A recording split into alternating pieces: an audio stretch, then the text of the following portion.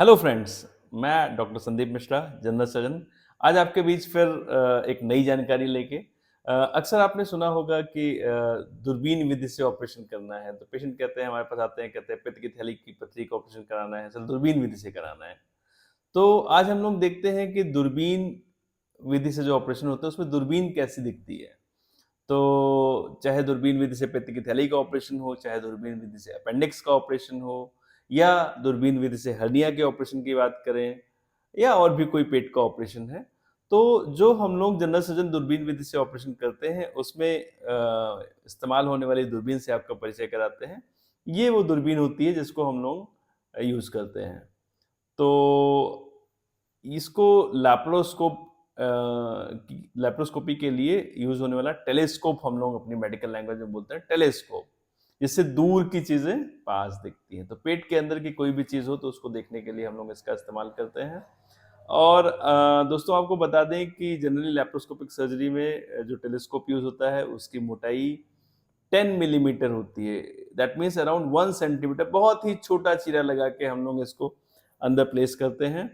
और ये अलग-अलग साइज़ेज़ के भी आते हैं, बच्चों में यूज़ होने के लिए छोटा और पतले आते हैं और जो दूसरी ब्रांचेज़ में यूज़ होते हैं जैसे यूरोलॉजी में या गायनेकोलॉजी में, तो उसमें इसकी मोटाई और कम भी यूज़ होती है।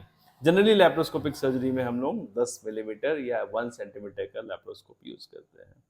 तो इसमें आप देख सकते हैं कि इस साइड सामने ऑब्जेक्टिव लेंस होता है, जो ये पोर्शन अंदर की तरफ जाता है और उसमें अंदर लेंस होता है और यहीं पे लाइट सोर्स लाइट के लिए भी स्पेस होता है।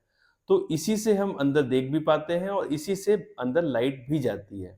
चूँकि दोस्तों पता है कि आपको पेट के अंदर कोई लाइट सोर्स तो होता नहीं है, तो अंदर सब कुछ अंधेरा होता है। तो जब ये टेलीस्कोप अंदर जाता है, तो इसी के साथ हमें यहाँ से लाइट केबल अटैच करके लाइट अंदर डालनी होती है। तो इधर से लाइट जाती है और हमें कोई भी चीज़ तभी दिखती है जब अंदर लाइट वहाँ से रिफ्लेक्ट होके आए। तो यहाँ से लाइट सोर्स अटैच करके और यहाँ से लाइट जाती है और वहाँ से जो इमेज बनती है वो हमें इसके थ्रू दिखाई देती है। पहले दोस्तों मैनुअल हम लोग देखते थे, इसमें आँख लगा के। आजकल यहाँ पे सीसीडी कैमरा लगा दिया जाता है, जो इमेज को रिकॉर्ड करके हमें बड़ी-सी स्क्रीन में ऊपर दिखाता है। तो वहाँ पे हमें सारी चीज़ें दिखती रहती हैं और उसको देख के हम लोग सर्जरी करते हैं। तो दोस्तों आज की जानकारी इतनी ही कि आपको दूरबीन के बारे में मैंने बताया। और भी ऐसी जानकारी के लिए मेरे चैनल को प्लीज़ लाइक एंड सब्सक्राइब करें और बीमारियों के बारे में जानते रहें। Thank you.